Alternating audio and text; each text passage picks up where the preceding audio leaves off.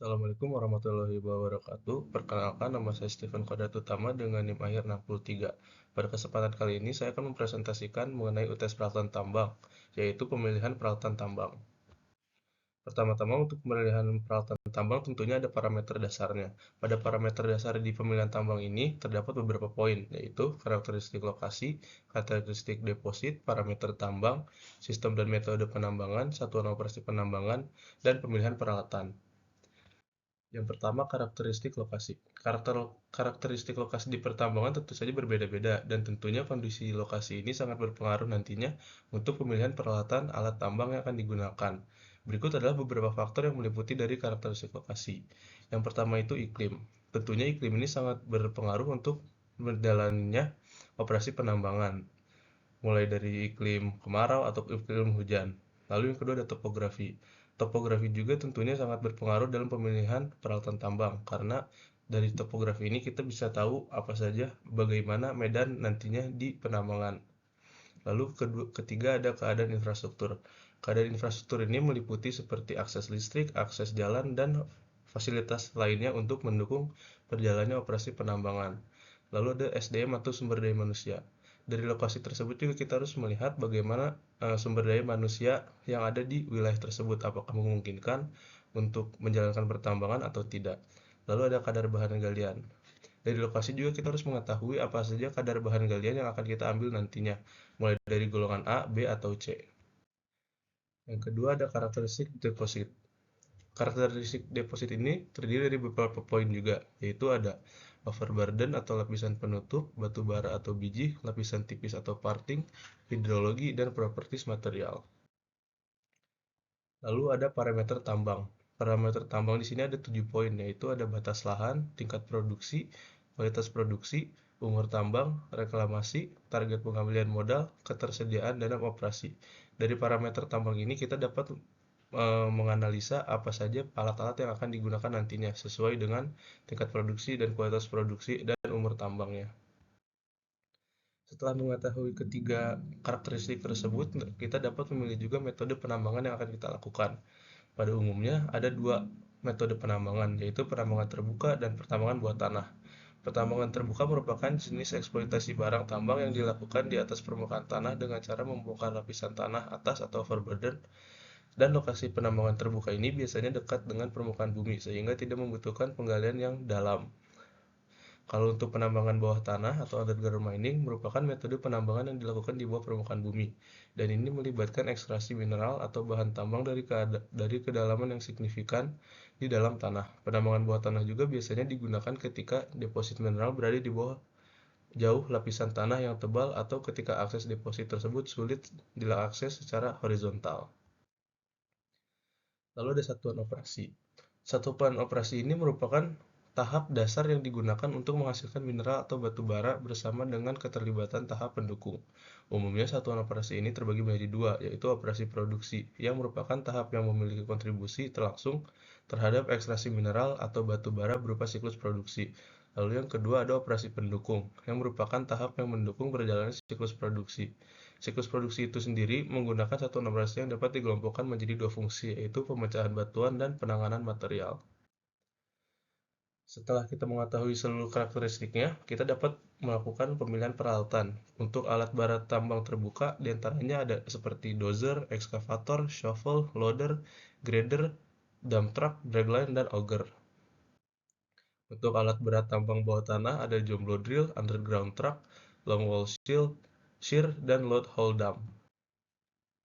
Setelah mengetahui seluruhnya, kita juga harus mengetahui sistem penambangan dasar. Pada dasarnya ada 4, yaitu pemboran dan peledakan, lalu cyclic excavator, pemboran dan peledakan, lalu terakhir continuous excavator atau pembuangan langsung. Yang kedua ada penggaruan, lalu diambil oleh excavator atau transport, kombinasi penggaruan, lalu dilanjutkan cyclic excavator, lalu dibawa oleh truk. Lalu ketiga ada pemboran dan peledakan, dilanjutkan oleh cyclic excavator, lalu dilanjutkan lagi truk pemboran dan peledakan, lalu terakhir continuous excavator, lalu disambungkan ke belt conveyor. Lalu yang keempat ada pemboran dan peledakan, lalu material diambil oleh cyclic excavator, lalu ditaruh dibawa di hopper atau crusher, lalu dilanjutkan oleh belt conveyor. Karakteristik peralatan. Karakteristik peralatan ini ada 6 poin, yaitu tipe peralatan, ukuran peralatan, rasio peralatan, faktor kinerja, faktor support, dan faktor biaya.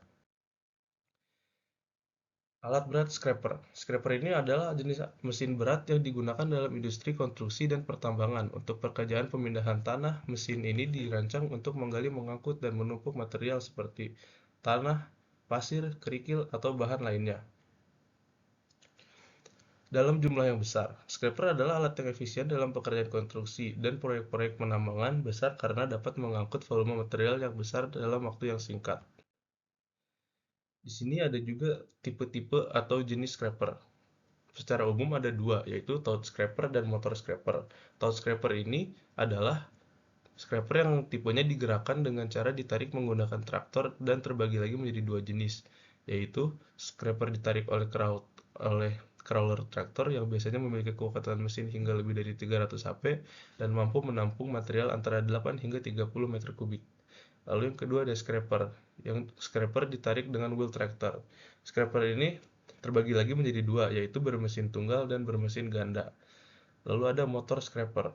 Scraper tipe ini biasanya memiliki penggerak berupa ban atau roda dan dilengkapi dengan mesin tunggal atau mesin ganda. Kekuatan mesin yang digunakan ini memiliki kekuatan hingga lebih dari 500 HP dan bisa mencapai kecepatan 60 km per jam. Lalu selanjutnya ada pemuatan scraper. Tahap pertama adalah pengerukan dan pemuatan. Pada tahap pengerukan dan pemuatan dilakukan secara bersamaan dalam satu kali kerja. Jadi ketika alat sedang mengeruk tanah, maka bagian apron akan bekerja dan bagian bol akan berfungsi seperti sekopnya untuk mengeruk tanah yang dilalui. Adapun hasil kerukan material tersebut akan disimpan pada bol dan bagian apron akan menutup secara otomatis. Lalu kedua, tahap pengangkutan. Pada tahap ini material yang ada di bagian bol akan terangkat sedikit demi sedikit, khususnya ketika alat berat scraper mulai berjalan. Tujuannya tentu saja supaya bol tidak mengenai material yang dilaluinya. Lalu ada pembongkaran. Tahap tahap akhir ini dilakukan secara bertahap sedikit demi sedikit juga agar merata. Saat pembongkaran berlangsung, bagian apron bisa dibuka ataupun ditutup. Setelah bagian depan bol mulai kosong, lalu bagian ejector akan mendorong material yang berada di sisi belakang agar keluar secara menyeluruh. Penggunaan scraper. Alat berat scraper ini secara umum biasa digunakan untuk membantu pengerukan tanah, mengangkut tanah seperti menaburnya ke suatu tempat yang sedang digarap untuk proses pemerataan secara berlapis.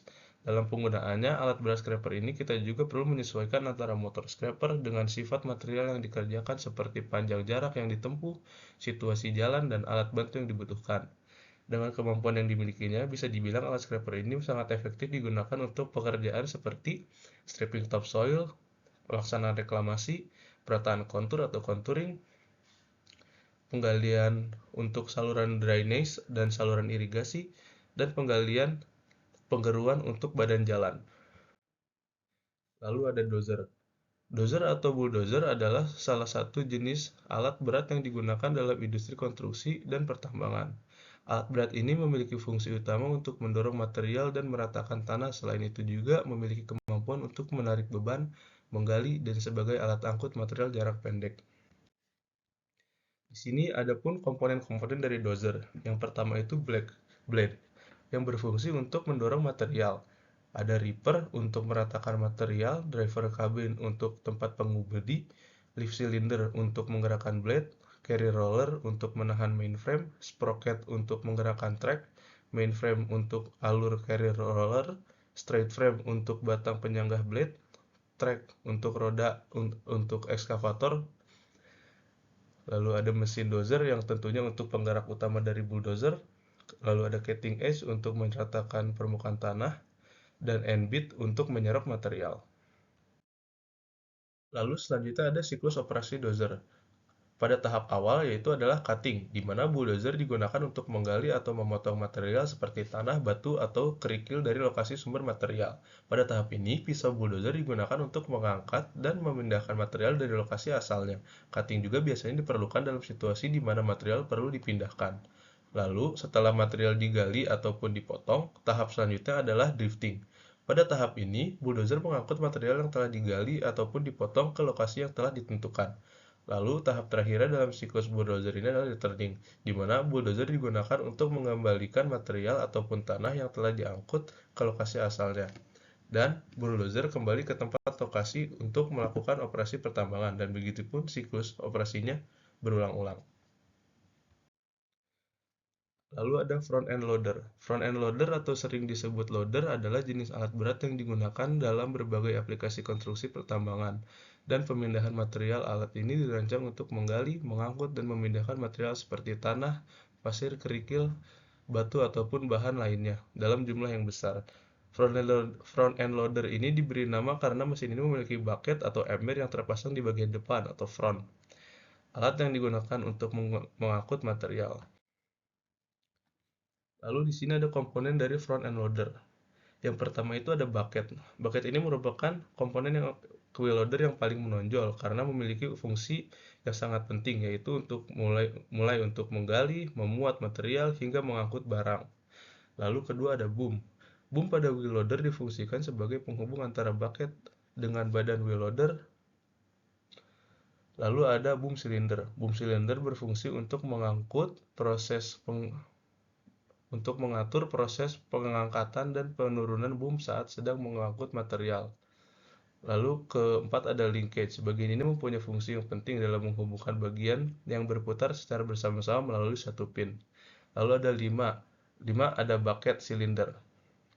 Pada bagian tengah boom wheel loader terdapat silinder hidrolik yang menghubungkan wheel loader dan bell crank. Karena adanya konfigurasi antara bell crank dan linkage, bucket cylinder dapat memanjangkan silinder sehingga memungkinkan operator dapat memiringkan bucket ke arah depan untuk menggeruk material masuk ke dalam bucket. Lalu ada rim and tires. Sebuah wheel loader dapat bergerak dengan mudah pada permukaan tanah yang keras, rata, dan kokoh. Hal tersebut disebabkan karena adanya rim atau pelek dan tires dan ban yang mendukung penggerakannya. Lalu ada axle, supaya wheel loader dapat berbelok dengan mudah. Lalu ada final drive dan brake group. Final drive dan brake group merupakan sebuah persatuan yang berada di dalam gardan wheel loader. Final drive sendiri tersusun atas jumlah sistem roda gigi yang merupakan titik terakhir dalam mengubah daya menjadi torsi tinggi ketika disalurkan ke bagian roda. Lalu ada transmission, yaitu wheel loader menggunakan prinsip rasio roda gigi agar dapat bekerja di berbagai kecepatan dan pada saat di tingkat torsi yang berbeda. Lalu ada engine atau mesin yang merupakan bagian paling penting karena untuk menghidupkan sistem penggerak dari wheel loader. Lalu ada Cabin yang dimiliki oleh wheel loader ini menjadi tempat bagi operator saat sedang mengoperasikan wheel loader. Selanjutnya ada siklus operasi dari front end loader. Tahap pertama dalam siklus operasi front end loader adalah penggalian atau loading. Pada tahap ini, operator front end loader menggunakan bucket untuk menggali material seperti tanah, pasir, ataupun kerikil atau batu dari lokasi sumber material. Material yang digali dimuat ke dalam bucket dengan berhati-hati dan sesuai dengan kapasitas maksimum dari loader. Lalu setelah material dimuat ke dalam bucket, tahap berikutnya adalah pengangkutan atau hauling. Operator front end loader mengangkat bucket dan mengemudikan loader ke lokasi tujuan. Pengangkutan material ini dapat digunakan untuk berbagai tujuan, seperti memuat ke dalam truk, mengisi tempat penyimpanan, atau mengisi konveyor. Untuk pengolahan yang lebih lanjut. Lalu, tahap terakhirnya dalam siklus operasi front end loader adalah pembongkaran atau dumping. Setelah sampai di lokasi tujuan, operator front end loader membongkar atau menaruh material dari bucket ke lokasi yang telah ditentukan. Selanjutnya adalah dump truck. Dump truck adalah jenis kendaraan berat yang dirancang khusus untuk mengangkut material seperti tanah, pasir kerikil, batu, atau bahan tambang lainnya dalam jumlah yang besar. Kendaraan ini memiliki karakteristik khusus, yaitu bak yang dapat dimiringkan untuk menurunkan materialnya. Siklus operasi dump truck. Yang pertama adalah loading. Tahap pertama dalam siklus operasi dump truck itu adalah loading, yaitu pengisian material ke dalam bak dump truck. Pada tahap ini, operator dump truck membawa kendaraan ke lokasi material seperti galian ataupun tumpukan material. Kemudian, material dimuat ke dalam bak dump truck. Lalu ada hauling. Setelah material dimuat ke dalam bak dump truck, Tahap berikutnya adalah pengangkutan material ke lokasi tujuan. Pengemudian harus dilakukan secara berhati-hati dan aman untuk mencegah adanya tumpahan ataupun kecelakaan. Lalu terakhir ada dumping atau pembongkaran. Tahap terakhir dalam siklus operasi dump truck yaitu dumping, di mana material dibongkar dari bak dump truck ke dump truck dilengkapi dengan mekanisme hidrolis yang memungkinkan baknya untuk dimiringkan, seperti yang ada di video. Lalu selanjutnya ada sistem penggerak dari dump truck. Yang pertama ada rear wheel drive atau RWD, sistem penggerak roda belakang, front wheel drive, sistem penggerak roda depan, four wheel drive menggunakan keempat roda untuk menggerakkan kendaraan, all wheel drive mendistribusikan tenaga ke semua roda, 6x8 dan 8x8 drive, semua roda diangkut oleh mesin, differential lock, yaitu meningkatkan kemampuan traksi pada medan yang licin atau berbatu. Lalu ada electronic stability control atau traction control system yang yaitu meningkatkan stabilitas keamanan. Lalu ada hydraulic drive system menggunakan tenaga hidrolik untuk menggerakkan roda. Lalu ada hydraulic excavator. Excavator adalah alat berat yang digunakan untuk menggali, mengangkut, dan memindahkan material dalam berbagai aplikasi konstruksi dan pertambangan. Mereka dapat diklasifikasikan berdasarkan beberapa faktor, seperti jenis gerakan, ukuran, dan penggunaannya. Lalu ada sistem hidrolik ekskavator. Yang pertama ada pompa hidrolik. Pompa hidrolik adalah komponen yang menghasilkan tekanan hidrolis yang diperlukan untuk menggerakkan sistem ekskavator. Biasanya menggunakan pompa hidrolik tipe variable displacement, yang berarti laju aliran dan tekanan hidrolis dapat diatur sesuai dengan kebutuhan. Lalu ada silinder hidrolis, yaitu komponen yang mengubah tekanan hidrolik menjadi gerakan mekanis. Lalu ada klep hidrolis yang mengatur aliran cairan hidrolis ke dan berbagai silinder mengizinkan operator untuk mengendalikan pergerakan bucket dan komponen lainnya. Lalu ada sistem hidrolik terbuka dan tertutup. Eskavator bisa menggunakan sistem hidrolik terbuka atau tertutup. Dalam sistem terbuka, oli hidrolis kembali ke tangki setelah digunakan. Sementara dalam sistem tertutup, oli digunakan kembali setelah melalui pompa dan filter. Lalu ada sistem kontrol operator. Operator eskavator mengendalikan sistem hidrolik menggunakan berbagai kontrol di dalam kabin. Lalu di sini ada siklus dari operasi hidrolik eskavator. Yang pertama itu single side to dump. Single side to dump itu adalah di mana hanya menggunakan satu hidrolik ekskavator untuk melakukan operasi. Seperti yang ada di video ini merupakan single side to dump, yaitu hidrolik ekskavator mengambil material lalu dimasukkan ke dalam truk. Kalau yang double side to dump adalah dengan menggunakan dua hidrolik ekskavator di operasi secara bersamaan. Sekian presentasi dari saya. Terima kasih. Maaf bila ada kesalahan. Wassalamualaikum warahmatullahi wabarakatuh.